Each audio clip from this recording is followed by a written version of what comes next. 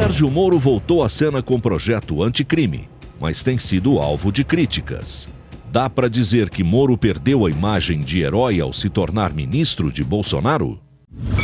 A escolha do ministro Sérgio Moro para a equipe, para o Ministério da Justiça, foi uma baita escolha, foi uma escolha técnica. Tinha expectativa de eleger Bolsonaro. O pacote que ele está propondo é um pacote técnico, bem estudado, bem fundamentado, que vai ajudar no combate à criminalidade. A imagem do Moro, ela tá esvaziando igual pneu furado, né? Eu nunca vi um cara perder tanta credibilidade em tão pouco tempo. E isso aconteceu porque ele resolveu se associar a um grupo de políticos. É muito complicado você se associar a políticos. E ele se uniu a um grupo de gente que agora está aí envolvida com milícia, envolvida com laranja, com funcionário que passa parte do dinheiro de volta pro patrão. Aí eles estão envolvidos agora com um grupo que é metido em caixa 2 e ele tá tendo agora que passar pano para isso tudo. Eu não tô querendo dizer que a escolha do Bolsonaro foi ruim, pro Bolsonaro foi ótimo, foi um gol de placa. Para ele, para a imagem dele, o Moro é que tá se queimando nessa história. É ele que tá botando todo o capital dele, toda a credibilidade dele em jogo. Mas isso aí só demonstra o desprendimento dele em relação à própria imagem, que ele quer no executivo fazer um bom trabalho e ele aceita o desgaste político em razão disso. Ele passou pelo desgaste porque ele quer implementar a política pública. Esse desgaste é um meio, inclusive, de ser indicado para virar ministro do Supremo. Ele estava muito mais tranquilo como juiz de primeira instância para virar do que como ministro da Justiça. Ninguém sabe se ele ia dar esse salto só porque o Bolsonaro foi eleito. Poderia ser que sim. Mas não é só porque o Bolsonaro foi eleito, é pelo próprio trabalho dele, pela própria imagem dele. Acreditar que o cara virou ministro, acreditar que Sérgio Moro agora é ministro da Justiça, simplesmente porque ele é um altruísta que tá querendo agora pôr a imagem dele, sacrificar a imagem dele. O cara sacrificou a própria vida, ele não consegue mandar na rua. Sacrificou a própria vida em nome da profissão, em nome dele, em nome da carreira dele. Se ele fosse tão altruísta assim, eu imagino que ele não aceitaria receber a verba de moradia. Eu não vou ser ingênuo de achar que o Sérgio Moro é esse herói todo. A de desprendimento dele é porque ele pegou o dinheiro pra morar em Brasília e se mudar pra Brasília e sacrificar a vida, não. Eu só acho que se uma pessoa é esse herói que você tá querendo pintar, o mínimo que ele faria era isso, né? Que eu acho que como juiz ele precisa ser o cara que passa aquela imagem de acima de qualquer suspeita e acima de qualquer moral. E nesse caso aí, querendo ou não, é imoral, mas tá dentro da lei. É o que muitos políticos justificam dessa maneira. E outro também. ponto, ele não tá passando pano pra... Quando que ele passou pano? Quando ele passou pano? Quando o Onyx, por exemplo, caiu nessa história do Caixa 2. Duas histórias de Caixa 2 do Onyx. Ele falou que estava tudo bem, que o Onyx pediu desculpa. Não, ele falou que o Onyx entrou com ele mesmo foi na Justiça, no Ministério Público para falar, para admitir e que não tem mais o que fazer. Isso foi no primeiro Caixa 2. E não tem mais o que fazer. No segundo ele foi também.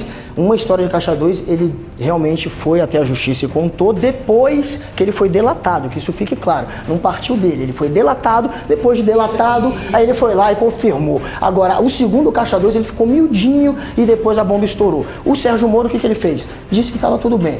Pediu desculpa, confiava nele. Foi isso que ele falou. Não disse que porque pediu desculpa estava tudo bem. Ele disse porque tomou as providências, na Justiça, não tinha mais o que fazer. Não tinha mais o que fazer, né? Ele falou que estava ok. O Moro era um cara que sempre tinha aquela posição de ser, agora como ministro, mais ainda ele deveria ter, aquele cara que sempre fala, que dá a opinião dele.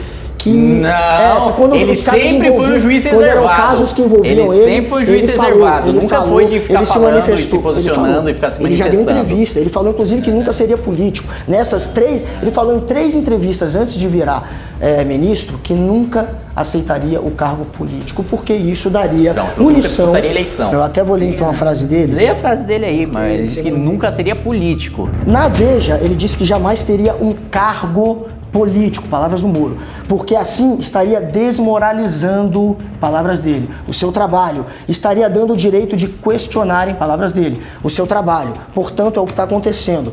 Como ele mesmo previu, se aceitasse um cargo político era o que aconteceria. Agora ele está sendo questionado. Ele é o juiz que colocou na cadeia o principal adversário político do patrão dele agora.